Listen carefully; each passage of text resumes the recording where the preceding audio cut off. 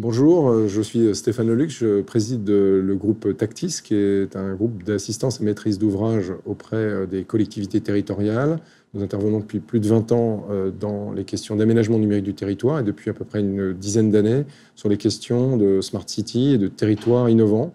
y compris ruraux, puisqu'on a aujourd'hui une centaine de projets que nous accompagnons en France comme à l'international, en particulier sur le continent africain.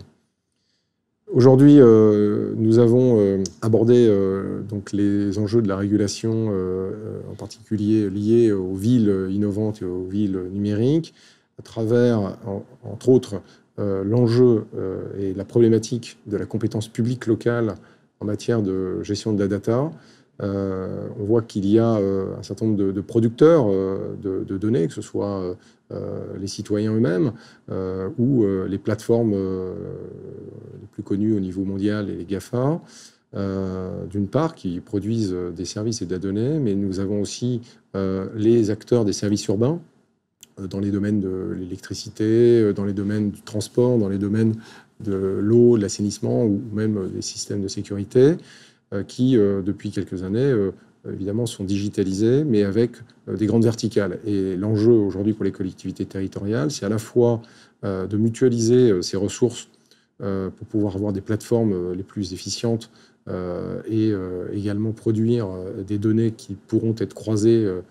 entre elles, mais aussi produire de l'open data qui vont servir au développement soit d'innovation à travers des jeux de données que les collectivités vont mettre en place, mais aussi dans la réutilisation de données dans le cadre de partenariats avec les autres acteurs, qu'ils soient les opérateurs de ces services urbains ou les opérateurs de plateformes. La difficulté que rencontrent aujourd'hui les collectivités locales, c'est de trouver un équilibre entre la production de ces données ouvertes et protéger aussi les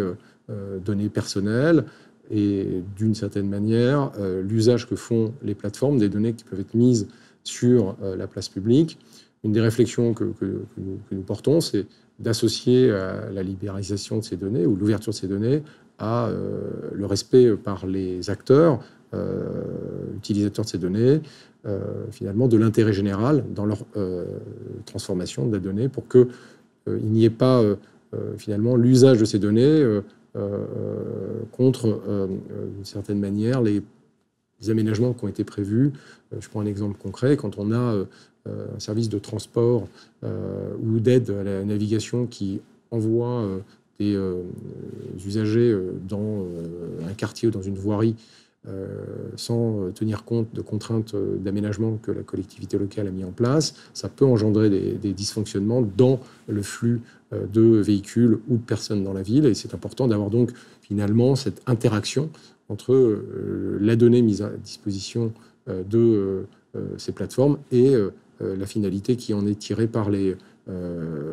plateformes qui aujourd'hui sont très utiles pour aider les citoyens, aider les populations. Voilà. Donc ça, c'est un des axes qu'on a évoqué dans l'atelier, mais le plus important étant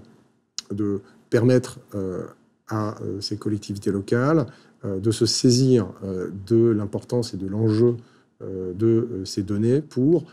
travailler en partenariat avec les industriels, les opérateurs de services, et notamment en mettant en place, comme c'était le cas par exemple récemment au Grand Dijon, des missions de service public qui vont mutualiser les infrastructures, que ce soit de collecte d'objets, de capteurs dans la ville et de